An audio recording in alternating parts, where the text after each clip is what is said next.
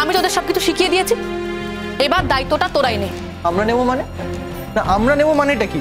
এতদিন তো তুই স্ক্রিপ্ট করলি, তুই আমাদের সবাইকে রিহার্সাল করলি, এবং তুই আমাদের সব গানগুলো অবধি গাইছিস। আর তুই তো জানিস এখানে তোর এত ভালো গান কেউ গায় না। মোটেও আমি ভালো গান গাই না। আরে সেটা তুই বললে তো হবে না, আমরা যেটা দেখেছি আমরা সেটাই বলবো। দেখ মোহর, এটা কিন্তু পুরো কলেজের প্রেস্টিজ। এখানে কিন্তু অন্যান্য কলেজের স্যার ম্যামদেরকেও ইনভাইট করা হয়, তারা কিন্তু দেখবেন পুরো প্রোগ্রামটা।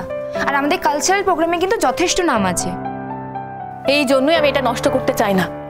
স্যার যদি আমাদের মধ্যে জয়েন করে তাহলে তোর ক্ষতিটা কি বলতো? স্যার তো একটা গানই গাইবে, তাও স্যার যদি রাজি হন তো। তোদের কি মনে হয় স্যার পার্টিসিপেট করবেন?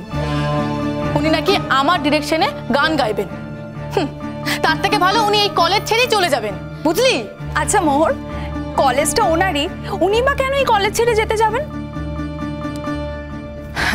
এনিওয়ে, তোরা যখন এতবার করে বলছিস, বৃহত্তর স্বার্থে আমি না হয় গানটা গেয়ে দেবো। কিন্তু শোন, উনি যদি আমাকে রিহার্সেলের সময় কোনো রকমভাবে হিউমিলিয়েট করেন, কোনো রকমভাবে ইনসাল্ট করার চেষ্টা করেন, আমি কিন্তু এটা কিছুতেই মেনে নেব না, কিছুতেই না। আচ্ছা আচ্ছা চুপ কর, স্যারেরা আসছেন কিন্তু। কি তোমরা সব শোনানোর জন্য রেডি তো? স্যার আসলে মৈনাক বলে আমাদের একজন লিড গাইতো, সে আজকে আসতে পারবে না, মানে তার পা ভেঙে গেছে, আর আমার মনে হয় সে প্রোগ্রামেও পার্টিসিপেট করতে পারবে না। ঠিক আছে, আমি জানতাম এরকম একটা মেস হবে। আরে তুই কি করে জানলি? অদ্ভুত কথা বলিস তো। আরে অ্যাক্সিডেন্ট কি কোনোদিন বলে হয়? কারোর হাতে থাকে? অ্যাক্সিডেন্ট হবার হলে তো হবেই। মাঝে মাঝে তুই অদ্ভুত কথা বলিস। স্যার আপনার কাছে না একটা রিকোয়েস্ট করার ছিল। বলো। না না, আমরা কি আজকে রিহার্সালটা শুনতে পাবো কি পাবো না? না, আসলে ব্যাপারটা বোঝার চেষ্টা করো। আমাদের এই প্রোগ্রামটা খুব প্রেস্টিজিয়াস প্রোগ্রাম, প্রতি বছরই তো এই প্রোগ্রামটা হয়।